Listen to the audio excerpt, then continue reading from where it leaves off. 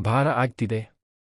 ನನ್ನನ್ನ ಯಾವತ್ತೂ ಹೆಂಡತಿ ತರಹ ನೋಡೇ ಇಲ್ಲ. ಇವರಿಗೆ ಇಷ್ಟವಿಲ್ಲದ ಸಂಬಂಧ ನಂಗೆ ಬೇಡ. ನಂಗೆ ಕಟ್ಟಿರುವ ತಾಳಿಯೂ ಬೇಡ ಅಂಥೇಳಿ ತಾಳಿ ಕಳಚಿದ ಭಾಗ್ಯ ಅದನ್ನ ತಾಂಡವ್ ಕೈಗೆ ಇಟ್ಟು ಬಂದಿದ್ದಾಳೆ. ಭಾಗ್ಯಳ ಸ್ವಾಭಿಮಾನ, ಆತ್ಮವಿಶ್ವಾಸ ತಾಂಡವ್ಗೆ ಮರ್ಮಾಘಾತ ನೀಡಿದೆ. ಭಾಗ್ಯಳನ್ನ ಸೋಲಿಸಬೇಕು ಅಂತ ಕಾಯುತ್ತಿದ್ದ ತಾಂಡವ್ಗೆ ತಾನೇ ಸೋತ ಭಾವ ಮೂಡಿದೆ.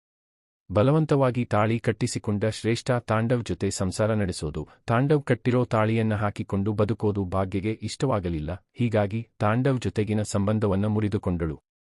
ಭಾಗ್ಯಗೆ ಅತ್ತೆ ಕುಸುಮ, ಮಾವ ಧರ್ಮರಾಜ್, ತಂದೆ ಪೂಜಾ ಮತ್ತು ಸುಂದ್ರಿ ಸಪೋರ್ಟ್ ಮಾಡಿದರು. ಆದರೆ ತಾಯಿ ಸುನಂದ ಮಾತ್ರ ಭಾಗ್ಯ ನಿರ್ಧಾರಕ್ಕೆ ಒಪ್ಪಲಿಲ್ಲ. ತಾಂಡವ್ ಶ್ರೇಷ್ಠ ಮದುವೆ ನಡೆಯೋಕೂ ಬಿಡಲ್ಲ ಅಂತ ಸುನಂದ ಹಠ ಹಿಡಿದರು. ಆದರೆ ಭಾಗ್ಯ ತೆಗೆದುಕೊಂಡ ನಿರ್ಧಾರವನ್ನ ಪ್ರಶ್ನೆ ಮಾಡದಂತೆ ಪತಿ ಸೂಚಿಸಿದ್ಮೇಲೆ ಸುನಂದ ಸುಮ್ಮನಾದರು. ಭಾಗ್ಯ ಫ್ಯಾಮಿಲಿ ದೇವಸ್ಥಾನದಿಂದ ಹೊರಗೆ ಹೋದ್ಮೇಲೆ ತಾಂಡವ್ ಕೈಯಿಂದ ಬಲವಂತವಾಗಿ ಶ್ರೇಷ್ಠ ಮಾಂಗಲ್ಯ ಸರ ಹಾಕಿಸಿಕೊಂಡಳು. ಉಲ್ಲದ ಮನಸ್ಸಿನಿಂದಲೇ ತಾಂಡವ್ ಮಾಂಗಲ್ಯ ಧಾರಣೆ ಮಾಡಿದ.